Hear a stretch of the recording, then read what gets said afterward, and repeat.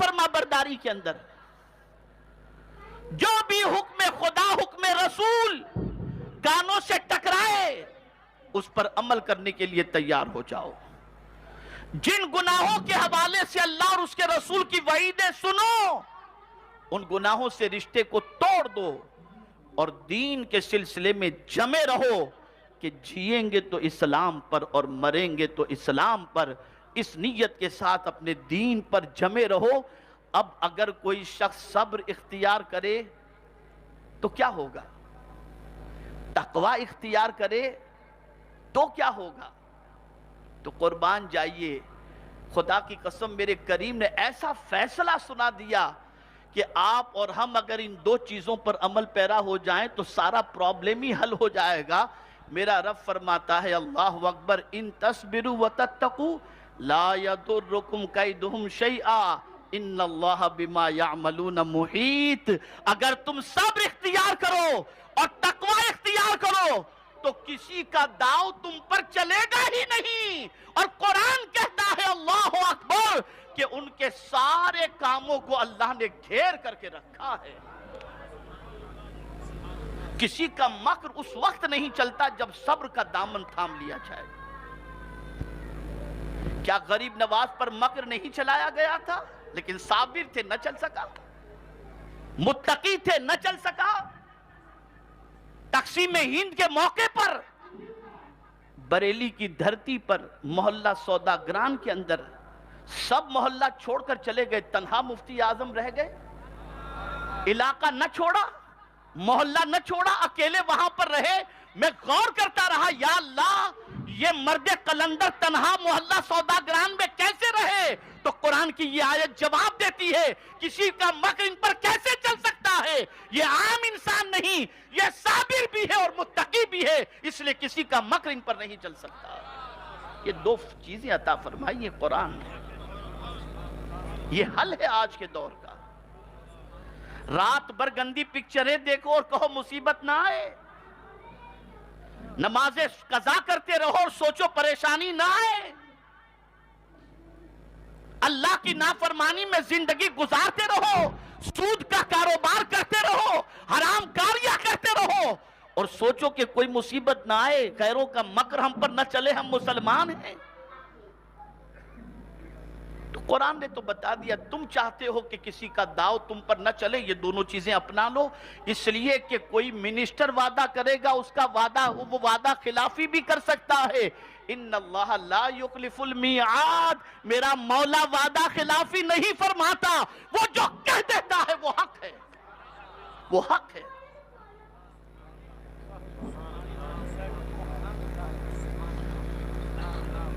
یہ دو قانون قرآن کے اندر گردش کر رہے ہیں، یہ دو صفات پورے قرآن میں گردش کر رہی. اور میں نے جب پڑھا قرآن مقدس کو تو صابرین کے ساتھ بھی اللہ ہے اور متقین کے ساتھ بھی اللہ ہے. ان اللہ مع الصابرین جہاں آیا وہاں یہ بھی آیا ان اللہ مع الذین اتقوا والذین هم محسنون. بے شک اللہ متقین کے ساتھ ہے اور بھلائی کرنے والوں کے ساتھ ہے.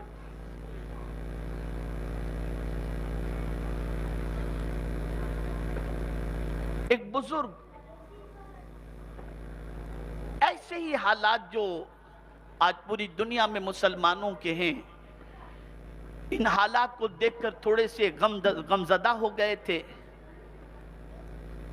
اور سوچتے تھے میں کیا کروں. قرآن پڑھ رہے تھے، قرآن پڑھتے پڑھتے ایک آیت پر نظر پڑ گئی.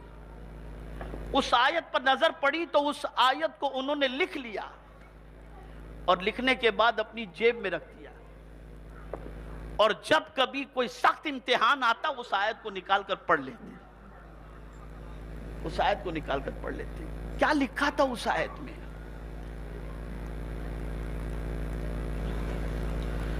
خطاب تو بظاہر حضور کو تھا، لیکن حضور کے واسطے سے فیضان پوری امت کو اللہ عطا فرما رہا. پروردگار نے اس آیت کریمہ میں فرمایا وَاصْبِرْ لِحُکْمِ رَبِّكَ فَإِنَّكَ بِأَعْيُنِنَا. میرے محبوب اللہ کے حکم پر صبر کریں بے شک آپ ہماری نگاہوں میں ہیں، آپ ہماری نگاہوں میں ہیں۔ اب جو خدا کی نگاہ میں ہو اس کا کیا کہنا، جو خدا کی نگاہ رحمت میں ہو اس کا کیا کہنا۔ اے رسول اعظم صلی اللہ تعالی علیہ وسلم کے دیوانوں، اگر ہم یہ چاہتے ہیں کہ مولا کی نظر کرم ہم پر پڑ جائے اور اس کی نظروں میں ہم رہیں، نگاہوں میں رہیں، تو ہمیں صبر اور تقوی کے دامن کو اختیار کرنا ہوگا۔ اور کبھی ایسا بھی ہوا کہ ان دو چیزوں کے حکم کے بعد بظاہر انسان کی تعداد بڑی قلیل نظر آئی، مد مقابل لاہو لشکر، یہ سب کچھ ہوتے ہوئے پروردگار نے ان دو صفت کی برکتیں اتنی عطا فرمائیں کہ میں کیا بتاؤں آپ کو۔ یہ غزوہ بدر کی بات ہے، اور یہ آیے کریمہ غزوہ بدر سے متعلق اشارہ کرتی ہے۔ وہاں بھی اصحاب بدر سے کہا گیا تم دو چیزیں اختیار کرو، دو چیزیں اختیار کرو، اور رب نے وعدہ فرمایا تمہاری مدد میں 5000 فرشتوں کے ساتھ کروں گا۔ دو صفتیں اختیار کرو، تمہاری مدد 5000 فرشتوں کے ذریعے کروں گا۔ قرآن کہتا ہے بلا ان تصبروا وتتقوا ویاتوکم من فورہم ھذا یمددکم ربکم بخمسین آلاف من الملائکۃ مصومین او کما قال بخمسۃ آلاف من الملائکۃ مصومین۔ ہاں اگر تم صبر کرو اور تقوی اختیار کرو تو نشان زدہ 5000 گھوڑوں کے ذریعے اور فرشتوں کے ذریعے اللہ تمہاری مدد فرمائے گا۔ اور دنیا نے دیکھا کہ بدر کے میدان میں فرشتے اترے اور اصحاب بدر کی مدد فرمائی، اور اللہ نے ان دو صفتوں کے ذریعے انہیں کامیابی عطا فرمائی۔ یہاں بھی یہ دو صفتوں کا ذکر ہے، یہی دو صفت صبر اور تقوی۔ کم و بیش قرآن مقدس میں 70 کے برابر 70 جگہ پر پروردگار نے صبر کا حکم فرمایا ہے اور صبر کی فضیلت بیان فرمائی۔ اے رسول گرامی وقار صلی اللہ تعالی علیہ وسلم کے دیوانوں، اسی طریقے سے ظاہر و باطن میں، اکیلے اور مجمع میں، کہیں بھی دنیا میں رہو، اگر کوئی بندہ اللہ سے ڈرا اور اپنے آپ کو گناہوں سے بچا کے رکھا تو وہ بندہ گناہوں سے بچنے والا اور خود کو روکنے والا اور اللہ کا ڈر دل میں رکھنے والا بندہ کہیں بھی اکیلا نہ ہوگا، اللہ کی نصرت اس کے ساتھ ہوگی، اللہ کی مدد اس کے ساتھ ہوگی۔ تقوی بہت اونچی چیز کا نام ہے، اور جا بجا قرآن نے کہا فَلَا تَخَافُوهُمْ وَخَافُونِي إِن كُنتُم مُؤْمِنِينَ، ان سے نہ ڈرو، مجھ سے ڈرو اگر تم مومن ہو تو۔ پتا چلا مومن کے دل میں سب سے زیادہ ڈر اگر کسی کا ہوتا ہے تو وہ اللہ کا ہوتا ہے۔ لیکن آج مومن کی پوزیشن نام نہاد تو ہم مومن اپنے آپ کو کہتے ہوئے دکھائی دیتے ہیں، لیکن ذرا یہ بھی تو دیکھیں کہ میرے پیارے آقا صلی اللہ علیہ وسلم کے پیارے دیوانوں، کیا ہم صحیح معنوں میں مومن ہیں، کامل مومن ہیں؟ اگر کامل مومن ہو تو قرآن نے دوسری جگہ وعدہ فرمایا ہے اللہ نے کہ میرے بندے تو گھبرا نہیں، اگر تو ایمان والا ہے تو تیرا دفاع میں کروں گا۔ اللہ فرماتا ہے تیری نگہبانی میں فرماؤں گا اگر تو ایمان والا ہے تو، تجھے کامیابی میں دوں گا اگر تو ایمان والا ہے تو۔ قرآن کہتا ہے ان اللہ یدافع عن الذین آمنوا، بے شک اللہ دفاع فرماتا ہے، نگہبانی فرماتا ہے اس کی جو ایمان والے ہیں، ایمان والوں کی رب مدد فرماتا ہے۔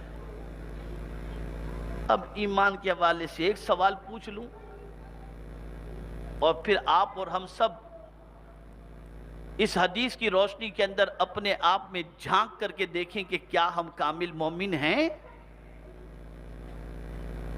آقا کریم صلی اللہ علیہ وسلم نے ارشاد فرمایا تم میں کا کوئی شخص اس وقت تک مومن نہیں ہو سکتا جب تک جو اپنے لیے پسند کرتا ہے وہ اپنے مومن بھائی کے لیے پسند نہ کرے.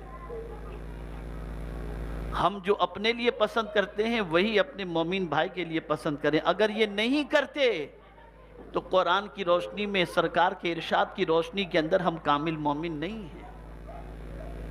آج ہمارا حال کیا ہے؟